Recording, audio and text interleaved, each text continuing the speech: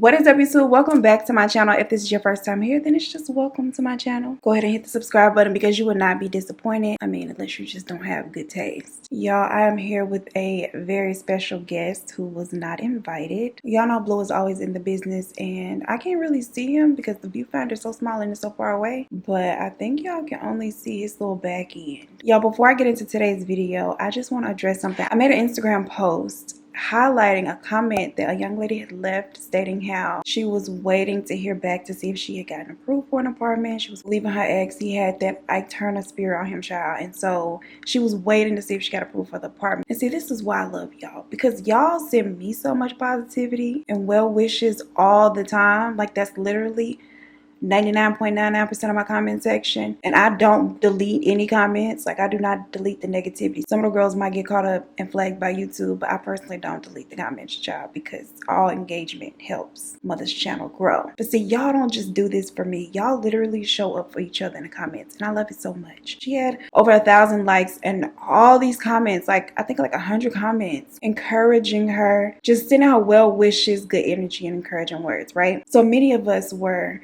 invested, and I want to give y'all an update, mainly because she asked me to. You know, I just won't be on here telling my girl's business like that. So she did not get approved for the apartment, but because of y'all sending her so much encouragement, so many kind words, let me just read y'all what she said. She said, I got a place. I don't know my exact move-in date, but it's sometime in the next 2 to 3 weeks. I'm over the moon excited and cannot wait to begin my new life. Can you please thank everyone that commented on my comment to your video? When I saw their outpouring of love and support, I started to open my mouth up to people I worked with, and connections came together, and now I am about to have my own place. Without all that love and support from your followers, I don't know if I would have had the courage to tell people that are around me, and I wouldn't be in the position I am now, about to completely restart my life. Now, she also mentioned that she is no longer in the house, so she is somewhere else, safely awaiting her moving date. So again, thank y'all so much. Like, you really never know the difference that a nice comment can make for somebody. Because according to her, y'all's response to her situation made her feel comfortable enough to open up to other people who were able to help her. And without that, she may have just felt defeated by the fact that she did not get approved, and she might still beat her child. And next thing you know, we see my girl snapped. And I didn't want that for her. So yeah, again, congratulations to you, girl. Now, I want to address one more thing before I get into the video, and this is on a lighter note. So y'all know how anytime I spend money, I'm like, oh, I had to dip into Blue's tuition for Hogwarts. Someone sent me, or sent Blue, it was addressed to him, let me put some respect on his little name, an acceptance letter to Hogwarts for Blue. So Blue has officially been accepted into Hogwarts School of Witchcraft and Wizardry. Y'all, when I say this made my day, because this was so funny to me. Like, look at this. How funny is that? It's official. My baby is going to school. Whoever sent this, because it did not have a name of the person that it was sent from, thank you so much. I need to know who you are. Like, that is hilarious. I love it. All right, so let me just go ahead and get into today's video. Child, it is a lot going on. Not as much as the last video. The last video literally had everything. It had paranormal activity, child. All of the aspects of a horror film. I'm gonna go ahead and moisturize because I am super dry. Somebody asked me why I do eyes first now. It's because I don't be feeling like cleaning up fallout after I have laid down my foundation and powders. It's just so much more convenient. The mother is dry. Okay, so I'm gonna go ahead and moisturize a little bit now. Benjamin Tony Atkins was born on August 26, 1968, making him a Virgo. Shout out to all the Virgos. You know what? Virgos after Leo season gives us a break. The Leos come through with all of these lions, and girl, they just got so much pride. Ain't nothing wrong with it. I don't think there is a more prideful sign than the Leo.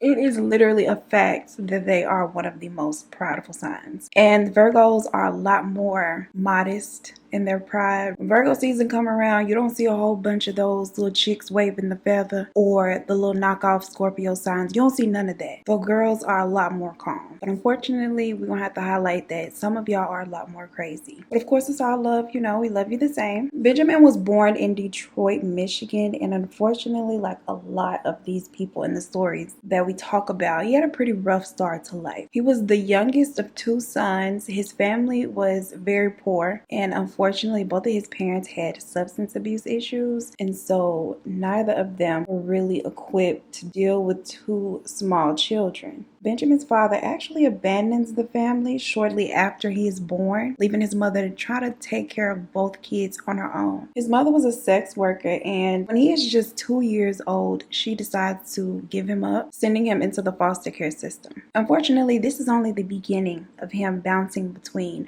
her home and foster homes and little boys' homes. Benjamin was a really shy and reserved child. This made him, of course, a target for other children and their bullying, but the bullying he endured from the older boys in the boys' homes and his foster homes, it wasn't just like violent bullying. He also endured a lot of sexual trauma. A lot of it happened inside of the boys' homes. It was a pretty consistent and regular thing that he had to endure. And when he was just 10 years old, one of the caseworkers at the boys' home actually assaults him. When this happens, instead of them like getting him any kind of therapy or any kind of help, he is just sent back into the care of his mother. She is at the time still battling her demons and still in the same line of work. She was not about to allow her getting custody of her son to slow her down. She did not have a babysitter for him. Instead of leaving him home alone, she would take him out with her. Benjamin would have to sit quietly in the back seat of the car while she serviced her customers in the front seat. Just trifling. As he got older and a little bigger, him being on the back seat became a little more awkward and uncomfortable. Granted, I feel like if he was 10, it should have already been there, but child. Anyway, she gets to a point where she decides that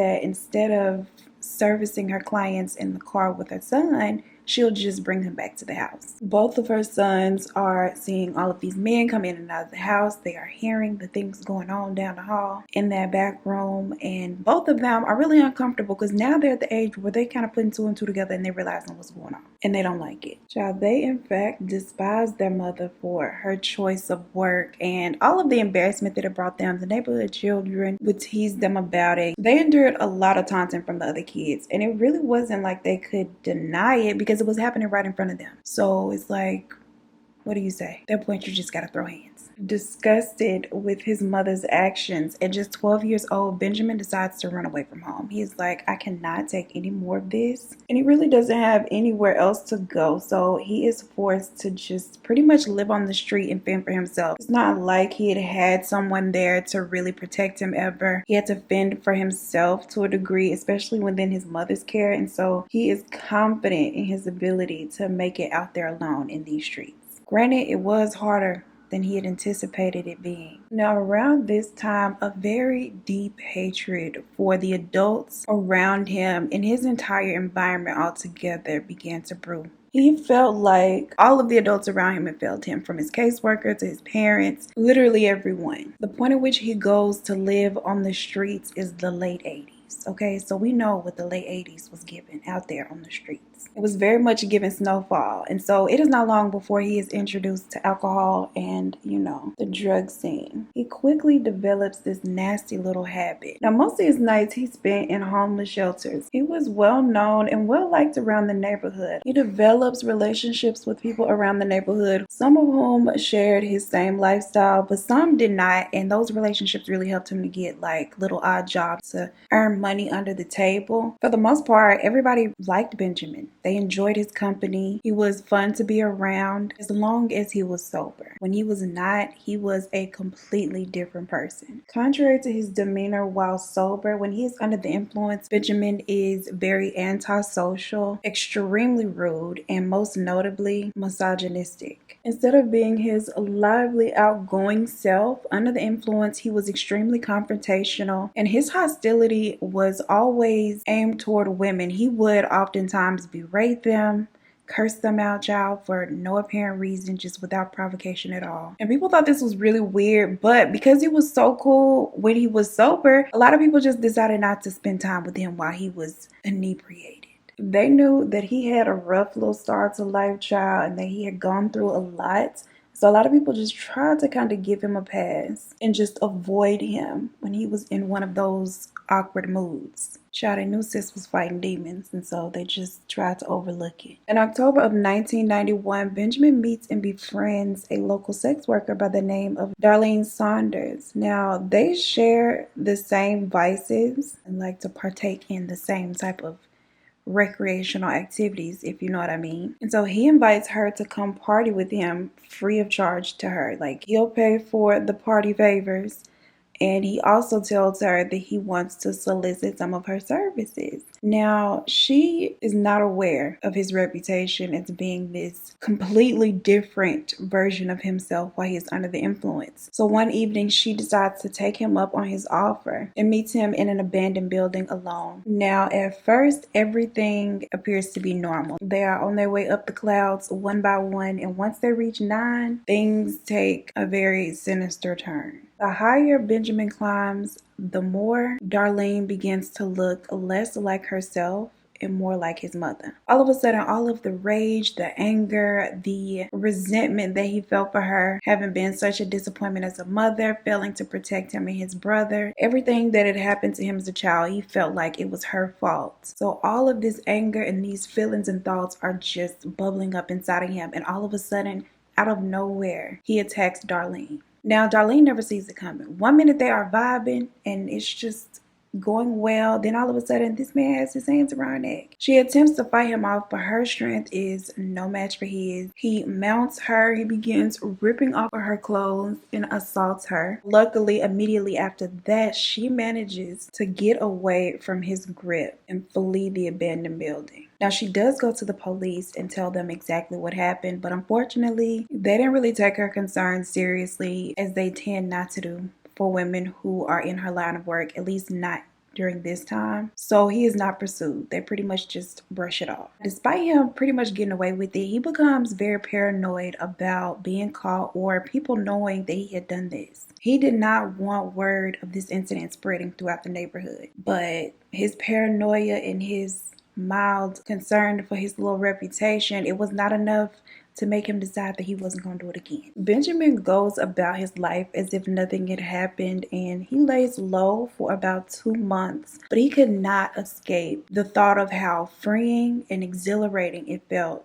taking his rage out on Darlene. And so just 2 months after that incident, in December of 1991, he lures a 30-year-old Debbie Friday to an abandoned building with the same promise of a free high and a good time. However, this time he was determined not to allow her to escape. Days later, she is discovered inside of an abandoned building in Highland Park. There is virtually no evidence left behind. All of her clothing was missing. There were no leads at all, no obvious person of interest that comes to mind, and no witnesses come forward with any type of information. And so they have no idea who was responsible for this. Furthermore, due to the nature of her work, she was not that much of a priority for them. Just a couple of weeks later, 26-year-old Bertha Mason is found in the exact same condition in another abandoned building. And about 2 weeks after this, another discovery is made. While demolishing an abandoned building, 36-year-old Patricia is discovered. Same MO as the previous women.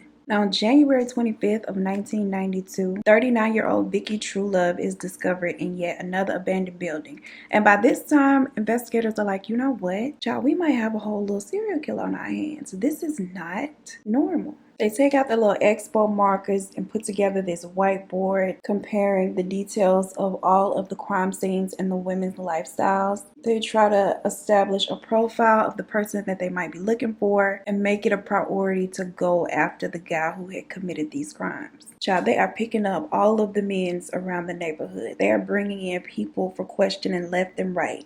They're also bringing in women to see if they had had any kind of experience or exchange with a man who had attempted to, attack them. Y'all, Benjamin is actually picked up, brought in for questioning, but he has no prior run-ins with the law, hadn't been in any trouble, didn't even have a parking ticket. But sis also didn't have a car, so... Nevertheless, his completely clean record and his nice, shy demeanor, it makes them feel like he is not their guy. They didn't find any kind of evidence. They had no suspicion that he had anything to do with any of this, and so they release him. back into the streets to do it again, unbeknownst to them. Meanwhile, bodies continue to be discovered. In February of 1992, 34-year-old Valerie Chalk, 23-year-old Juanita Hardy, and a third unidentified woman are all discovered at the same time at Monterey Motel in Highland Park. All of them in different rooms, but each of the women suffering the exact same fate. All of the details of the crime scene were the exact same. Strangled, no clothes, and this is the exact same MO as all of the women that they have been finding in the abandoned buildings. Now, at the time that they picked up Benjamin, he was actually hanging out in an abandoned building. That is where they picked him up from for questioning. And that is why he decides to move to the motel versus continuing to carry out his crimes in abandoned buildings. But still, he does not come to mind as a person of interest. A few weeks go by and 38-year-old Brenda Mitchell, she goes missing. Days later, she is found in an abandoned house with a scarf wrapped around her neck and all of her clothing is missing. The scarf is tied extremely tight around her neck. Despite that fact, when the toxicology report comes back and substances are found in her system, it is determined that she OD'd. Within days, 2 more women are found discarded in Highland Park, all under the same circumstances.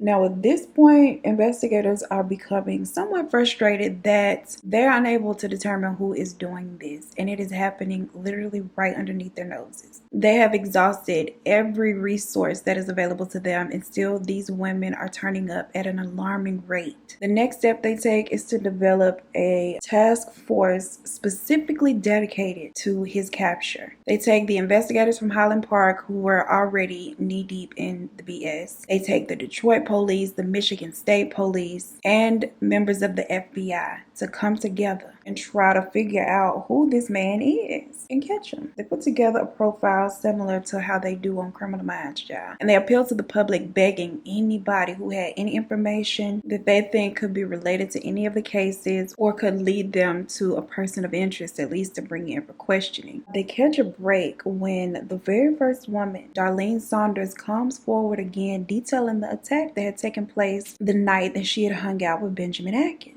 She was like, I told y'all this before. Y'all didn't want to listen. It has to be him. Now, this time they take her seriously. And on August 21st of 1992, 5 days before his 24th Virgo birthday, he is arrested for what he had done to Darlene. They bring him down to the station and they question him about what he had done to her. But not only that, they bring up what had happened with all of these other women. He denies any acknowledgement or any involvement in any of the crimes. He's like, he has nothing to do with it. He knows nothing about it, period. In fact, he claims that it could not possibly be him. The reason being, he is homosexual and into the men's, and he has no interest in women. So why would he be their guy? Now, child, this actually was not entirely a lie. He was, in fact, into the men's, and men's were his preference, okay? That is what he was out here in the streets dating. But you and I know that he was also doing this to the women's on the side. They are convinced that he is, in fact, their guy and responsible for all of the things. So they continue to question him, apply pressure,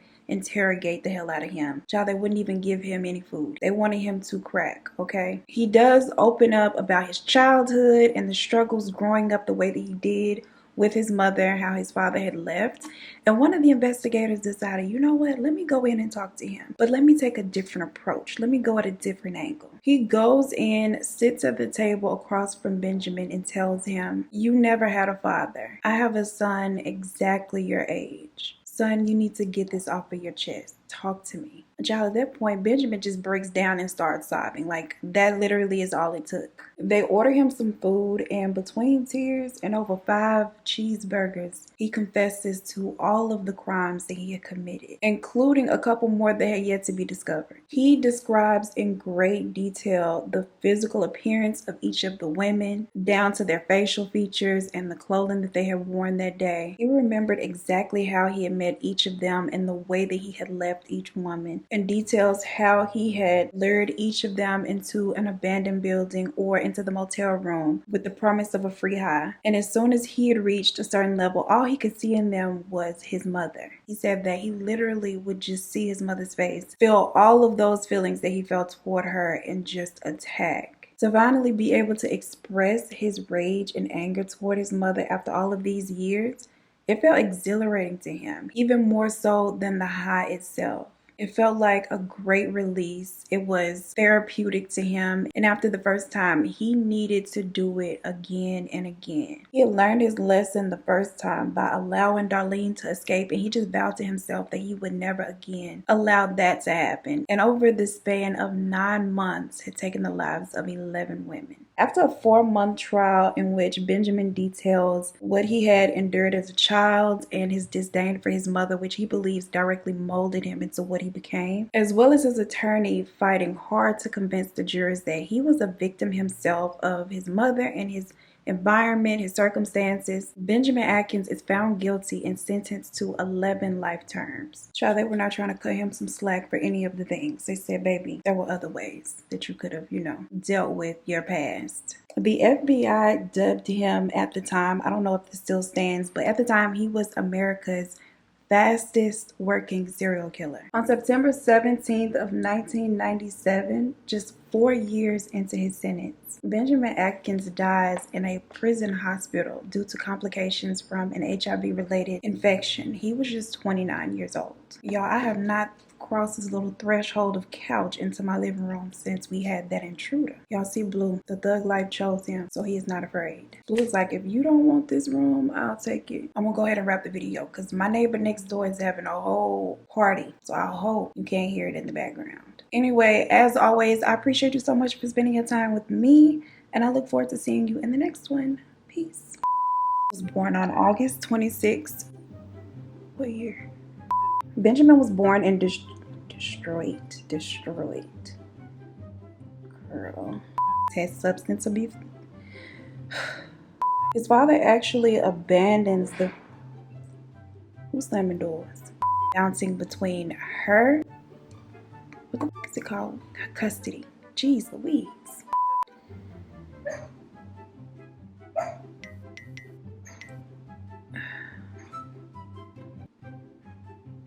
Really, Blue? Child, apparently Freddy Krueger is chasing Blue through his dreams. Instead of being the lively... Okay, what was he? Because lively ain't the only thing. They know Swiss. Not Swiss like the cheese. Benjamin meets and befriends a 35-year-old. So all of a sudden, all of the outrage... Okay, no, not the outrage, girl. Just regular rage. Was very much in. Having been such a disappointment as a mother, failing to protect him and his brother. Bars. I really gotta work on that mixtape, like, honestly. But he could not escape. Days later, she is discovered. No person of interest.